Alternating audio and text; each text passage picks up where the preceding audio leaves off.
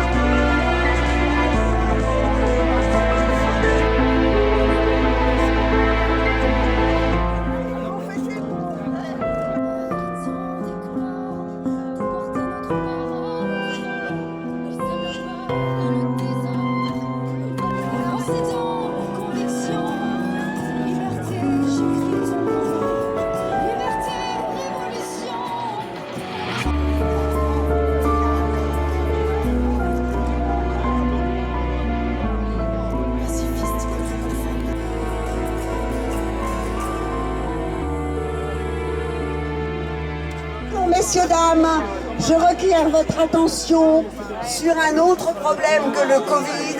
Ça nous changera un peu. Ça s'appelle les soulèvements de la terre. C'est un appel de la Confédération paysanne contre l'accaparement des terres, en particulier dans le Jura où la situation devient préoccupante parce qu'il y a des terres AOC, comme vous le savez, le comté et le vin. Donc il y a la semaine prochaine, le mardi 29, dans le Jura, un rendez-vous à 9h. Ils disent tenaille en main au rond-point de Sellières sur la RN 83 pour protester et essayer de reprendre des terres pour les paysans. Voilà. Donc vous pouvez aller voir sur internet, vous aurez toutes les informations. Ça s'appelle les soulèvements de la terre. J'ai eu ça parce qu'ils étaient là au marché hier. Voilà. Donc je vous passe cette information. Merci. Ah ben voilà, alors ils sont encore en train de tracter. Ils sont encore en train de tracter. Oui, bonjour. Est-ce qu'il y en a qui veulent prendre la parole là? Parce qu'on avait demandé ceux qui s'inscrivaient. S'il n'y en a pas... Ouais. Voilà, je voulais vous annoncer que notre compteur là, qui avait été hospitalisé, alors il est sorti, il va pas mal, mais il est épuisé. Donc il ne peut pas être là aujourd'hui, il s'en excuse, mais il est de tout cœur avec nous. Voilà.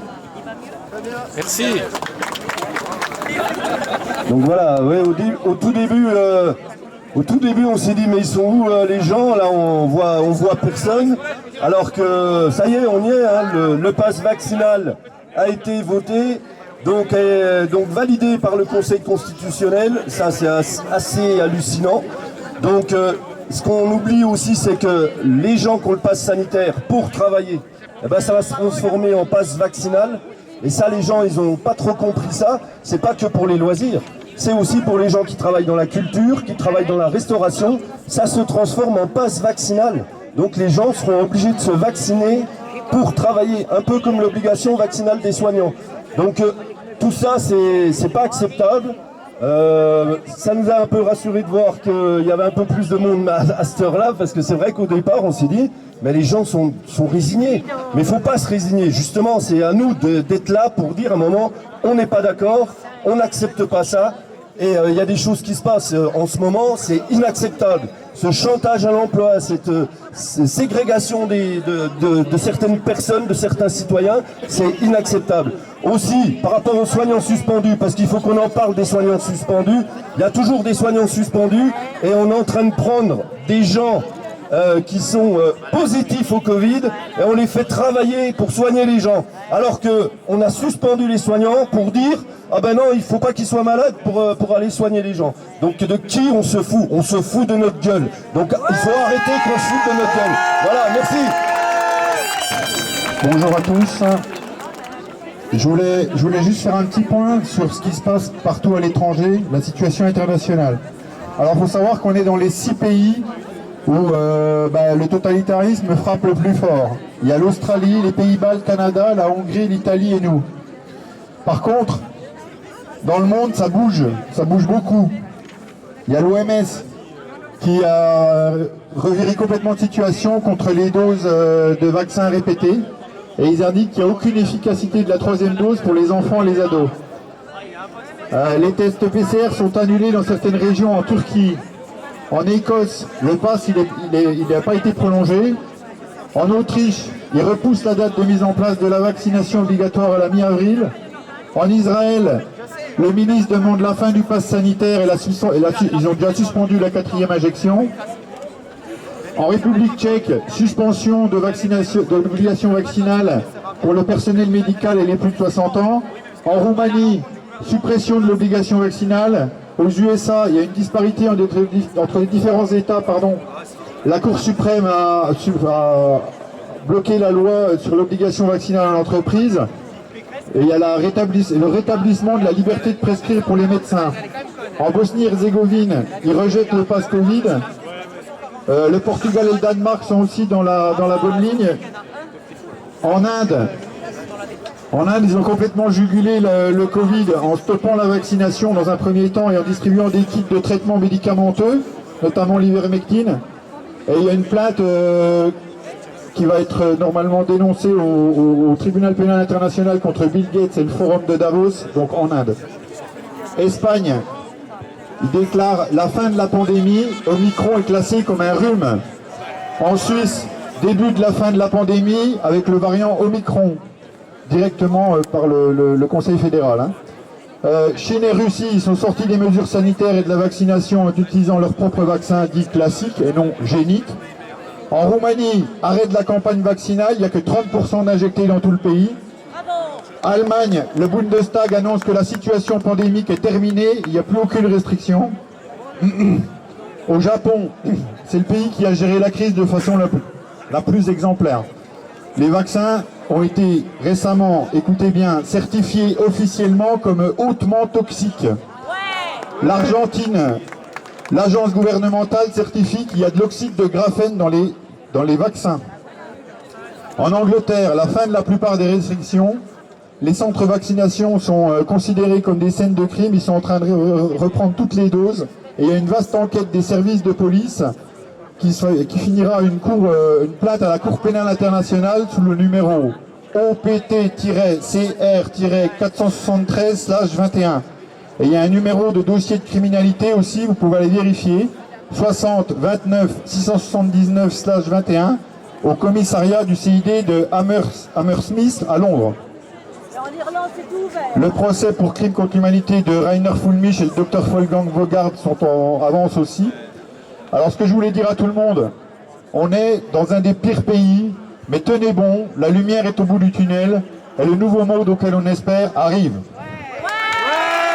Bonjour. Alors moi je voudrais réagir et puis dire merci à la personne qui a parlé du vaccin parce que après la liste qu'il vient de faire de ces gens qui ont été victimes du vaccin, je voudrais donner un avertissement à certaines personnes. Faites très attention, les personnes qui sont pour le vaccin. Je pense par exemple à la Croix-Rouge, à la France Insoumise, à cette personne qui a parlé du vaccin, le responsable de la CGT samedi dernier. Je suis en total désaccord avec lui. Parce que quand on verra qu'il y aura des véritables chiffres du vaccin qui sortiront, des victimes du vaccin, ça risquerait de faire tout drôle à ceux qui étaient pour le vaccin. Je préfère vous le dire, quoi. Puis la deuxième chose, c'est par rapport à la mobilisation, j'ai un message que j'aimerais adresser aux enseignants. Si vous vous mobilisez, pourquoi pas? Mais je ne suis pas d'accord pour que vous fassiez entre vous. Moi, personnellement, je voudrais tous les corps de métier confondus, Pas les uns chacun. Oui, voilà, tous les corps de métier confondus. Pas chacun de son côté et tout. Tous ensemble. Merci.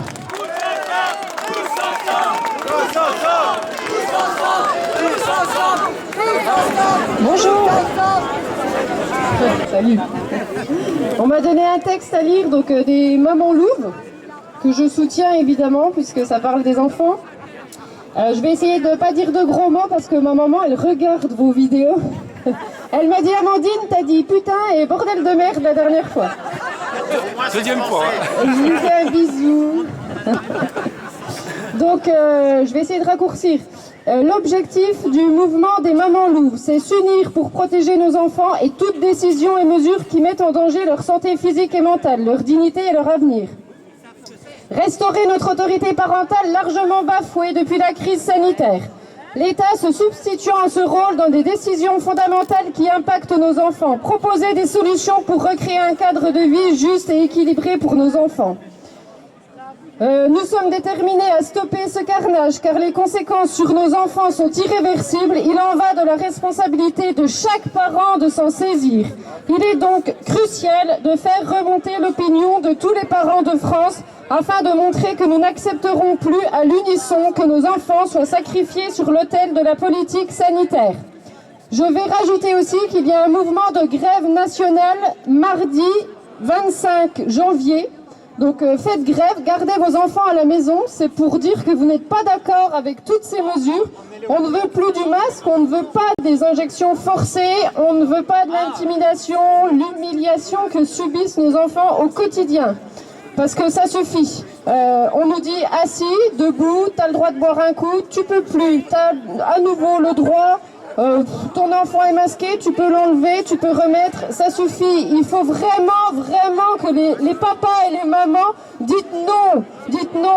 J'ai tenu, ça fait 2 ans que je bouge, que je m'active. Je suis tellement heureuse de voir ma fille de 9 ans qui veut continuer à aller à l'école.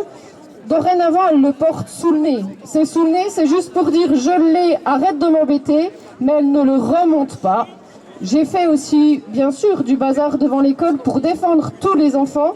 En revanche, je suis vraiment triste de voir ces gamins qui sortent à l'école, qui marchent seuls dans la rue et qui gardent le masque. Ils sont conditionnés et c'est horrible pour leur avenir. Il faut vraiment vous battre pour les petits. Merci.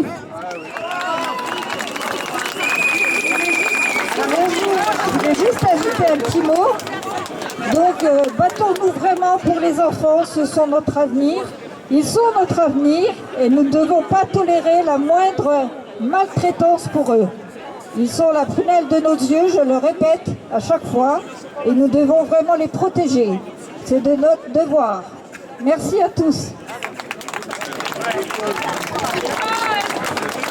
Ouais, une petite annonce. Il y a quelqu'un qui aurait perdu son portefeuille qui s'appelle Chantal. Il y a quelqu'un qui l'a récupéré. Donc, voilà, un portefeuille rouge. Voilà. Et oui, par rapport à la grève interprofessionnelle, c'est le jeudi 27 janvier à 10h30, place de la Révolution. C'est sur l'augmentation générale des salaires. C'est interprofessionnel, c'est public-privé. Il faut absolument se mobiliser parce que quand on voit toutes les augmentations qu'on subit, l'augmentation des prix du carburant, l'augmentation du gaz, de l'électricité, des matières premières, nos salaires sont pas suffisants. On nous paye avec des miettes, donc il y a un moment il faut qu'on se batte, qu'on revendique de vrais salaires parce qu'on ne peut plus vivre comme ça et c'est inacceptable. Donc il faut vraiment se battre par rapport à ça. Plus on est nombreux dans la rue, mieux ça sera. Voilà, merci.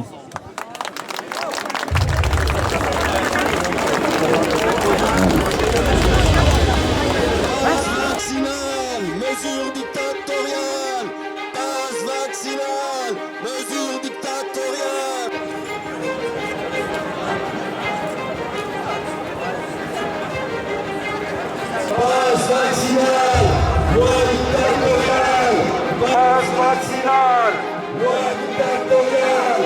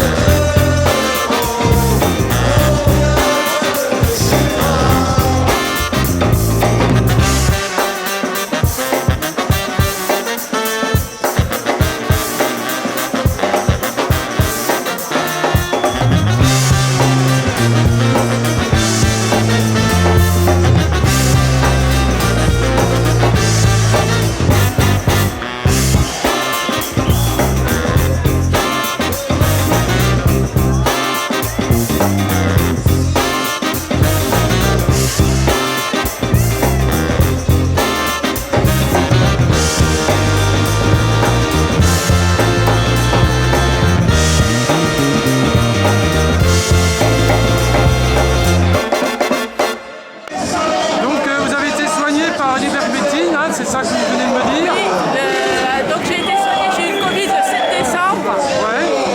Et donc mon médecin traitant ne voulait pas me donner l'ivermectine. Et heureusement, j'ai un autre médecin qui m'a prescrit de l'ivermectine, qui m'a empêché d'aller aux soins intensifs. Car je suis une personne à risque, j'ai de l'asthme. Donc je ne suis pas vaccinée. Donc si j'ai bien compris, il existe bien des traitements voilà, en parallèle qui peuvent marcher. Voilà. Mais dans la rue où je suis, on était plusieurs malades du Covid.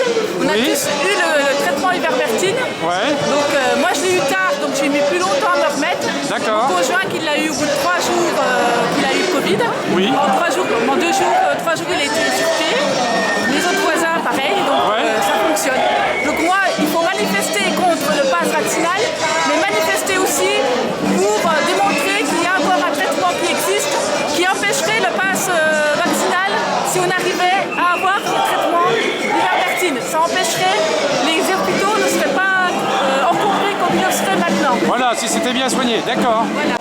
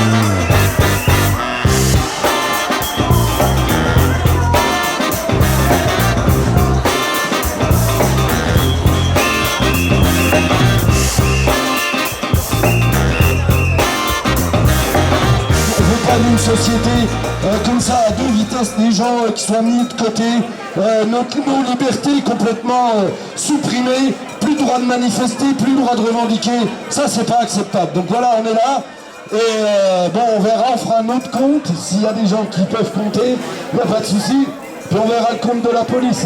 Voilà. Merci.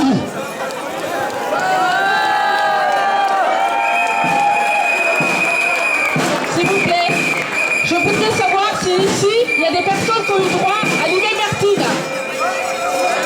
Oui, je voudrais savoir s'il y a eu des personnes qui ont eu droit au traitement de l'ivermectine. Moi, j'ai été sauvée grâce à l'ivermectine. Si je n'avais pas eu, je serais en ce moment aux soins intensifs. J'étais passée à 85, même plus bas d'oxygène. J'ai trouvé un médecin qui m'a donné l'ivermectine au bout de 7 jours. Heureusement, ça a augmenté 2 jours après. Mais si je n'avais pas trouvé l'ivermectine, je serais pas à ce moment en train de vous parler, je serais sûrement aux soins intensifs. Donc il faut se battre pour que le gouvernement autorise l'ivermectine.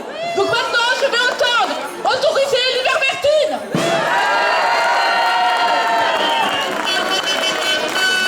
Mais c'est un médecin traitant qui me l'a donné. Je ne veux pas dire son nom parce qu'elle risque de gros.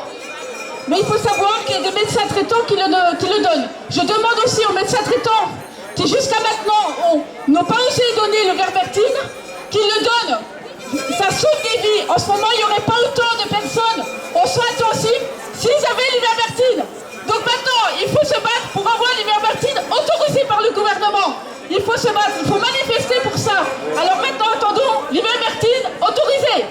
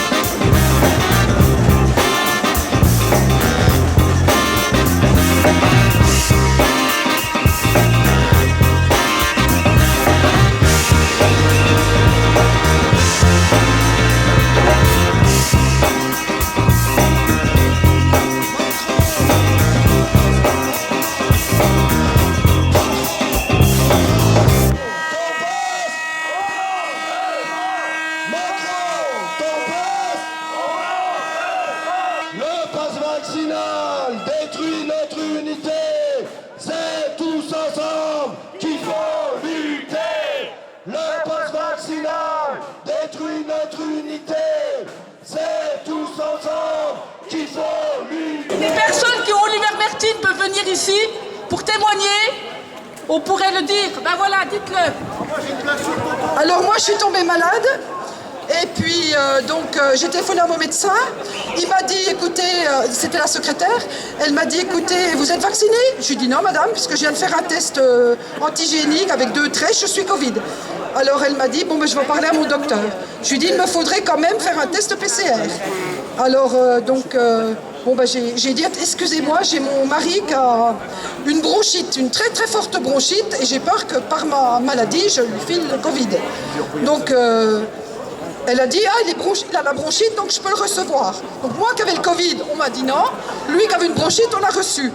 Donc lui, il s'est déplacé chez le médecin, notre médecin de famille, et il lui a donné du Stérimer, et comme il est aussi asthmatique, elle lui a quand même renouvelé sa Ventoline. Donc il est rentré chez nous, donc en bronchite, Covid, bronchite, asthmatique, effectivement, les gens qui sont fragiles, c'est dur pour eux. Donc nous avons trouvé une association qui a pu nous procurer de l'ivermectine. Donc on a pris 4 jours de l'ivermectine, ainsi qu'un antibactérien azithromycine. Le 5e jour, nous n'avons rien pris parce que c'était comme ça sur l'ordonnance. Et le 6e jour, nous avons repris l'ivermectine et nous avons été sauvés. Et moi, j'étais moins malade que lui. Alors c'est moi qui l'avais en premier. 3 jours après, il était contagieux. Voilà. Et sans l'ivermectine, on serait mort actuellement. Voilà. Moi, je suis une personne à risque. Je ne suis pas vaccinée. Et heureusement, j'ai eu l'ivermectine. Et malgré que je sois une personne à risque, je ne suis pas allée aux urgences et en soins intensifs. Donc si on avait l'ivermectine, toutes ces personnes auraient pu être sauvées ou toutes les personnes auraient évité les soins intensifs. Donc s'il y a d'autres personnes qui ont eu l'ivermectine, il faut le faire savoir et justement réclamer l'ivermectine autorisée. Voilà. Non, moi je voulais juste dire un peu le slogan. Le pass vaccinal détruit notre unité. C'est parce que le gouvernement utilise la crise sanitaire pour nous diviser entre vaccinés, non vaccinés, parce qu'en fin de compte, il veut nous contrôler. C'est un contrôle de la population. Il est passé au stade au-dessus, c'était le pass sanitaire, maintenant c'est le pass vaccinal. Et ça, c'est pour contrôler que d'autres citoyens contrôlent les citoyens. On est dans une société de contrôle, on s'habitue, ils nous contrôlent de partout. Ce qu'ils veulent plus, c'est qu'on se voit, qu'on discute entre nous, qu'on revendique. Et ça les emmerde. Ils savent très bien qu'ils vont essayer de nous appuyer sur la tête un maximum et ils veulent plus qu'on soit là à discuter entre nous, qu'il y ait des militants, tout ça. Ils vont essayer de tout casser comme ça. C'est ce qu'ils sont en train de faire. Et c'est ça détruit l'unité du peuple. Ça met des gens de côté. Les gens là qui sont en train de se balader, en train de faire les soldes, eh bien écoutez bien, vous ne pouvez pas accepter dans la société qu'on soit divisé comme ça, qu'il y a des gens qu'il y a du chantage à l'emploi, qui ne peuvent plus utiliser les transports, tout ça parce qu'ils ne sont pas vaccinés. Mais c'est pas normal. Il y a un moment, il faut réfléchir à ça. C'est inacceptable ce qui se passe. Ça détruit notre unité, notre fraternité. Voilà, il faut se battre par rapport à ça. C'est vrai que tout ce qu'ils ont dit, voilà. Mais c'est ça qui est derrière, c'est ça. Et c'est pour ça qu'il faut se battre et continuer à se battre. Voilà, merci. De parler cette dame tout à l'heure. En fait, vous pouvez la contacter sur internet par une association qui s'appelle Soigner Heureux. Et vous avez l'Alliance Humaine. Et ce sont des médecins qui vous envoient une ordonnance d'ivermectine et azithromycine.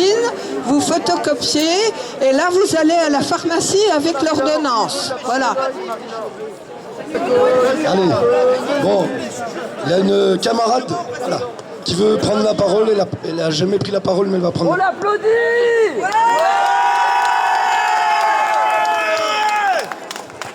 Je voulais faire une annonce en fait pour un ami que j'ai rencontré à la manif. Donc c'est Benjamin, il a 26 ans.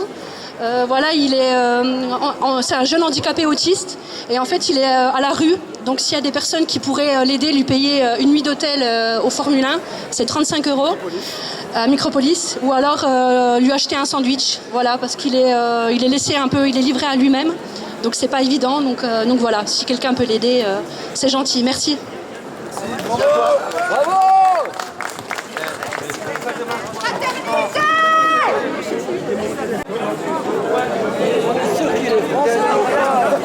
Il me reste un sandwich.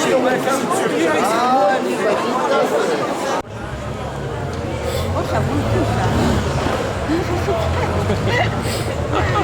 C'est la police municipale, non?